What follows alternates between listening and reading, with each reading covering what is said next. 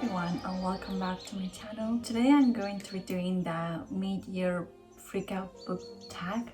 I always forget the name, I always get it wrong. Okay, so the mid-year freakout tag, I think it's called. There's a total of 14 questions and I'm going to try my best to just say one book per question. The first question is best book you've read so far in 2020. This one was actually a little bit hard because I wanted to choose like 4 books, but I decided to choose one fiction and one non-fiction. So for my fiction, Animal in the Ashes by Saad Ahir. This is the first book in the Animal in the Ashes quartet and I wasn't expecting to like it as much as I did. The fact that it was inspired by the Roman Empire and also that the entire book didn't surround around the love story. A lot of the times when you read a fantasy book, sometimes the romance is like the main plot, and when I read a fantasy book I just love the fantasy elements, the world building, the characters, the magic the book has.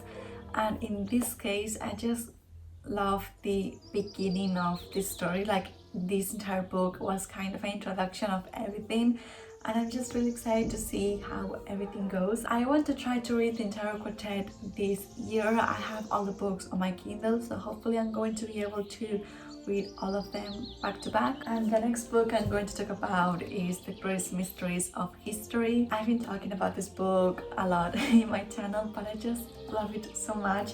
This is a non-fiction book about history. This is written by the Spanish History Channel, and there's actually, wait for it, volume 2. I'm currently reading this one. I'm so in love with these books. If you love history, I know for a fact you will love these books. They're so well written and I'm so sad that the second volume is so short. It's only like 500 pages. It's only 400 pages. This book is amazing. I was so happy the entire time I was reading this. The second question is best sequel you've read so far in 2020. And for this one, all the sequels I've read so far this year, I've enjoyed them, but I didn't really have one that stand out and I thought it's such an amazing sequel. So I'm going to talk about a book that I'm currently reading actually, so I don't know if I'm going to enjoy it, but so far I am, and it's Muse of Nightmares by Lenny Taylor. This is a sequel of A Strange Dreamer. I read the book last year around this time, around the end of spring, and I loved that book. That book is one of the best world buildings and one of the best atmospheres I've ever read in a long time, or ever actually. The ending of the first book was actually pretty mind-blowing because I don't know how they're going to continue the story after that ending. I'm only like 80 pages in, so I cannot tell you a lot, but so far I'm liking it. Hopefully I'm going to love it. A lot of people love this book more than the first one, so hopefully I will be one of them and I will have an amazing time reading this book. The next question is new release you haven't read yet but want to. And for this one it's very easy because I want to read this book so bad, and it's Ariadne by Jennifer Saint. The thing with this book is that the paperback doesn't come out till summer of 2022, so next summer. And I don't want to buy the hardcover because I don't want to bring a hardcover to the beach. A lot of the times with new releases I usually buy them on my Kindle because I don't really enjoy hardcover, but with mythology books I always buy them physically. I love having physical mythology books. I don't know, maybe I will just buy it on my Kindle and then also buy it on paperback. I love mythology so much. Greek retellings, they're one of my favorite ones. Mediterranean mythology retellings, they are one of my favorite books, and I love reading them during summer. And so far I haven't seen anyone say bad things about this book, at least people that I follow. I still haven't read the reviews, but I have good feelings about this book. Then the most anticipated release for the second half of the year. So for this one I couldn't choose only one because we are only in June. There's 6 more months. There's a lot of good books coming out. I tried controlling myself and I only chose 6 books.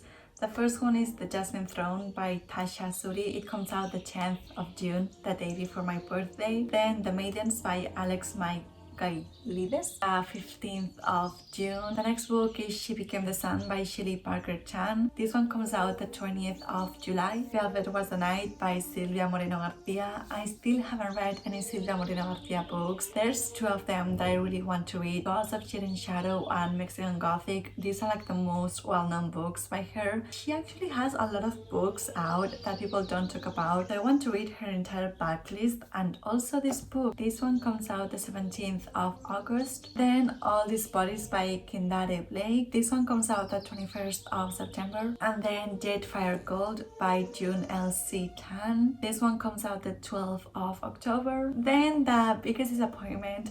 This one is no surprise if you've been watching my latest videos. That is Discovery of Witches by Deborah Harkness. I'm so sad that I didn't like this book. I have a love-hate relationship with this book because the history, alchemy, science, and just supernatural elements of these books, they were amazing. This book was very dense when it comes to information and explaining things, and I love that. I know a lot of people hated that because when I read the reviews, so many people were complaining that they were getting a history lesson, but like I said before, I love history. So when she was talking about DNA or just history in general, I was reading this book like, yes, tell me more, like give me more information. Something that I hated about this book, it was the romance between the two main characters. There's a romance between a witch and a vampire, and I know that sounds amazing. I thought it was going to be too, but they were so cheesy and just so, I don't know, annoying. Like I'm not really into romance, so maybe if you love romance you will love this book. Usually when I read fantasy romance books I don't really mind them, but with this one I just couldn't do it. There was a point in this book where the personality of both characters was being in love with each other, and that was basically it. So sadly I'm not going to continue with this series. Oh, okay, the biggest surprise. So for this one I'm going to say Severance by Ling Ma.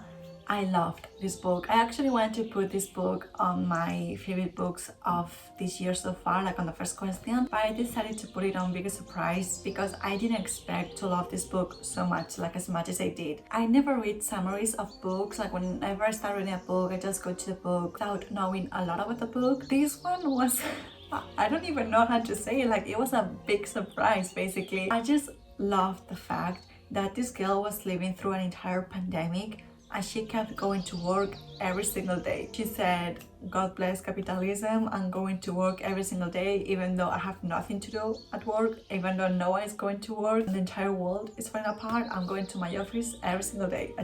I don't know why I thought that was kind of fun. And the fact that I read this book during a real pandemic, I know some people may find that a little bit triggering, but I liked it because I was able to compare a real pandemic with a fictional pandemic. The pandemic of this book was kind of an apocalypse, like a post-apocalyptic zombie world. There's just something to think about, like the fact that we didn't end up like they did is something comforting in some way. I'm not saying that our pandemic was like a good pandemic, I'm not saying that, but just seeing how the character in this book had to live through everything. I don't know, like I like this book. I'm just going on a rant right now. I don't even know what I'm saying anymore. And I want to reread this book actually. Now that I'm talking about it, I want to reread it. It was actually pretty short. I think it was like 300 pages. I read the entire book in one day. That's how much I loved that book. I'm usually a slow reader, that's why I'm saying that. Reading a book about a pandemic during an actual pandemic, that was such an experience that not a lot of people will be able to say. I don't know, I could just sit here and talk about this book for such a long time, but I'm going to stop talking about it. Okay, next question. Favorite new author, debuted or new to you? For this one I'm going to go with 3. They're not new favorite authors, they're just authors that I want to read more from. For me, a favorite author, I have to really love 2 or 3 of their books. And with these ones, I've only read 1 book of each author. So these are authors that I want to read more from. The first one is Ling Ma. I loved Severance. I don't know, Ling Ma. I want to read more of her. Then Sabata here, I also really enjoyed Anima in the Ashes and I want to read more of her books. And then Tahara Mafi, I read Shadow Me I think last month, and I'm very aware this is a late 2000s fantasy dystopian thing. I love dystopian books, I've been reading a lot of them lately, I just love dystopian books. Then newest fictional crush, so I don't really get crushes on book characters, I don't even get crushes on people in real life. It takes me a while to like someone that way, like romantically. It's weird that I'm thinking about boys, like I usually have crushes on girls before I have crushes on boys. So the first one is Tobias Eaton from that Divergent series, and then Elias Veturius, he's from the Anima in the Ashes quartet. The next question is newest favorite character. She isn't a new character for me, but when I started reading Muse of Nightmares, I remembered how much I liked Sarai from Stranger Dreamer. So Sarai is one of the main characters in this world. Laszlo, he's also great. I also liked Laszlo,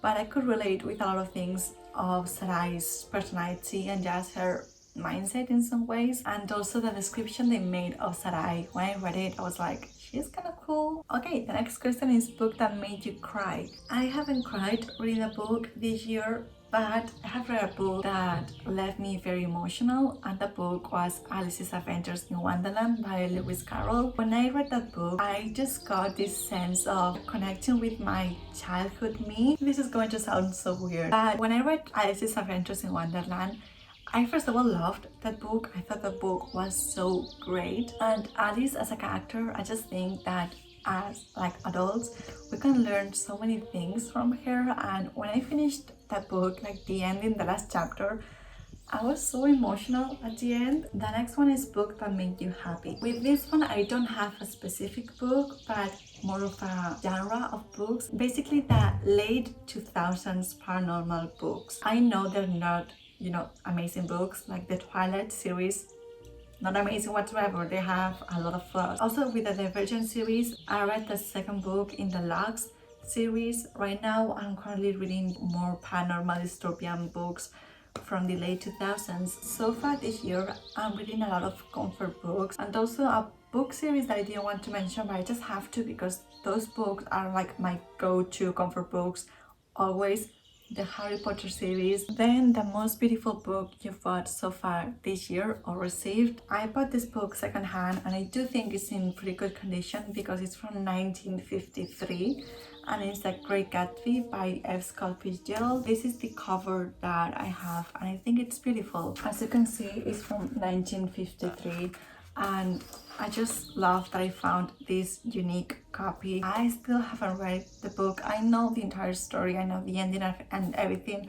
I actually got spoiled with the ending. That's kind of sad because I think the ending is a pretty good plot twist, but still I'm excited to read. I want to read the entire book. Then what books do you need to read by the end of the year? With this one, I'm going to say all the books that I hold this year. I have 11 new books. Some of them were gifted, some of them I bought myself. All those books are books that I know 100% I want to read. These books are my main priority. And then the last question is favorite book memory in that community, and for this one I'm going to link all of them in the description box because I don't want to just say one. I want to link everyone that I've been watching a lot lately, so hopefully you will like them as much as I did. There's so many good people in the book community. So that's the end of the tag. I hope you guys liked this video and maybe you will want to read some of the books that I mentioned, and if you do, hopefully you will like them as much as I did. Hope things are good for you right now.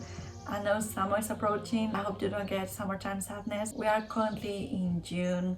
My birthday is on June, so I always have a hard time with birthdays, but we're going to make it work. We just have to take everything day by day and it's going to be okay. So I hope you guys have a nice day and I will see you very soon. Bye!